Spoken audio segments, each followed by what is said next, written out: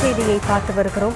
இன்று காலையில் மகளிருக்கு 5000 ரூபாய் வரவு வைக்கப்பட்டது. அதனைத் தொடர்ந்து தவேக தலைவர் விஜய் கேள்வி எழுப்பியிருக்கிறார்.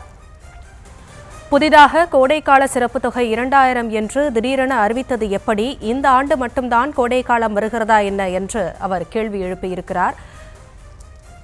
வழக்கமாக மாதந்தோறும் 15ஆம் தேதி வரவு வைக்கப்படும் மகளிர் உரிமை தொகை குறிப்பாக இன்று 13ஆம் தேதி வரவு வைக்கப்பட்டு அறிவிக்கப்படுவது ஏன் என்றும் அவர் கேள்வி எழுப்பியிருக்கிறார். இத்தனைக்கும் காரணம் வீதிக்கு வீதி மட்டுமல்லாமல் வீட்டுக்கு வீடு ஒலிக்கும் விசில் சத்தம்தான் என்றும் அவர் குறிப்பிட்டு பதிவிட்டிருக்கிறார். அது தொடர்பான அண்மை செய்தியை பார்த்து வருகிறோம். இன்று காலை பிப்ரவரி, மார்ச், ஏப்ரல் ஆகிய 3 மாதங்களுக்கான 3000 ரூபாய் மற்றும் கோடைக்கால சிறப்பு தொகை என்று 2000 ரூபாய் சேர்த்து 5000 ரூபாய் ஒவ்வொரு மகளிருக்கும் வரவு வைக்கப்பட்டதை தொடர்ந்து தமிழக வெற்றிக் கழக தலைவர் பல்வேறு கேள்விகளை எழுப்பியிருக்கிறார்.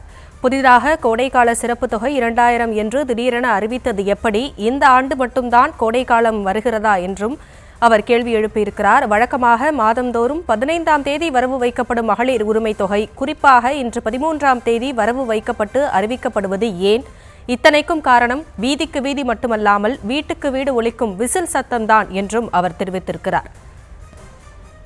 வணக்கம். தமிழக வெற்றி கழகத்தின் தலைவர் விஜய் நிர்வாகிகள் கூட்டத்திற்கு பங்கேற்பதற்காக சென்னையிலிருந்து விமான மூலம் தற்போது சேலம் விமான நிலையம் வந்துள்ளார். தற்போது அந்த எக்ஸ்க்ளூசிவான நீர்த்தமிழ் காட்சிகளை தற்போது நாம் காட்டிக் கொண்டிருக்கிறோம். குறிப்பாக அந்த பகுதியில் இருக்கக்கூடிய மக்களுக்கு அவர் கையை பிடிக்கக்கூடிய காட்சிகளை கூட நாம் நேரடியாக காட்டுவோம். அதே போல விமான நிலைய ஊழியர்கள் தற்போது அவர்களை வரவேற்கக்கூடிய காட்சிகளும் தற்போது நீர்த்தமிழ் ஒளிப்பதிவாளர் நேரத்தை தற்போது அதனை காட்டிக் கொண்டுள்ளார்.